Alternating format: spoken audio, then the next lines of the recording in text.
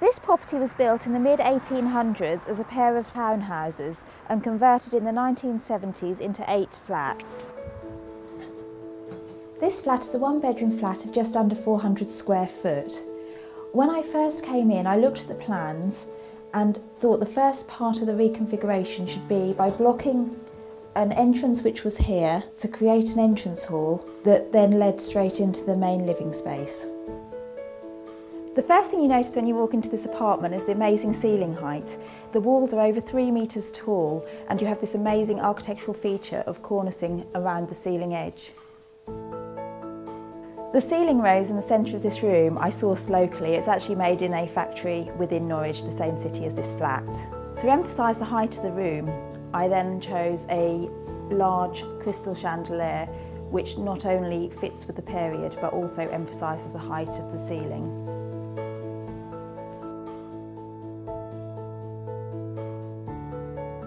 With every room that I design, I don't want just one focal point, I want a focal point from every angle that you stand in.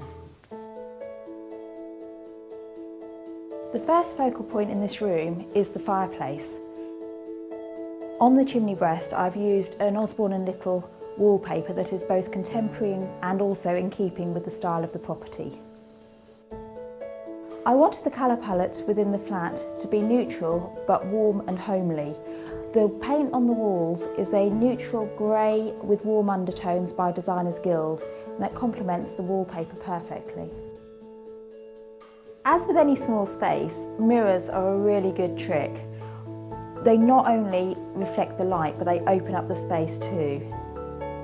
The oversized ginger jar emphasises the height and scale of the room. The play between the reflective surface and the mirrors on the wall behind create another focal point within the room.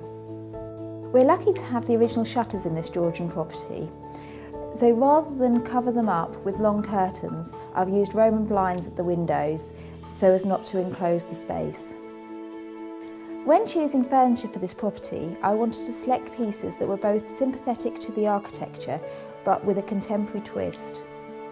The contemporary sofa is dressed with a selection of cushions in various textures and patterns that complement the blinds.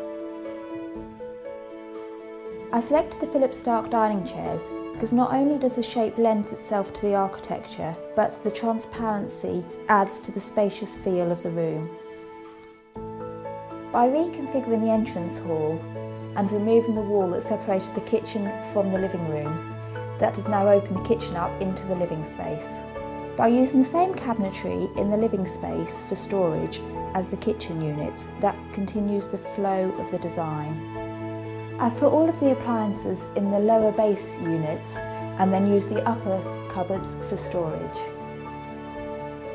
I've continued the colour scheme through from the other rooms with a grey but in a slightly different shade of paint, and with Designers Guild wallpaper using the positive and negative version of one design.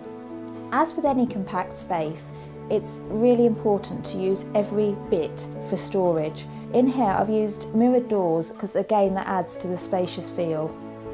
There was already a recess where a fire had once been, so what I've done, I've used mirrors to line the recess and then added candles that reflect and glow within the space. I've added a simple fire surround that also doubles as a very useful shelf. Although a bathroom is an essential within a property, when you've got such beautiful architecture, I just think it's really nice for it to seamlessly fit in. I removed the 1970s bathroom suite and tile-covered walls and designed some cladding which looks like a Georgian drawing room.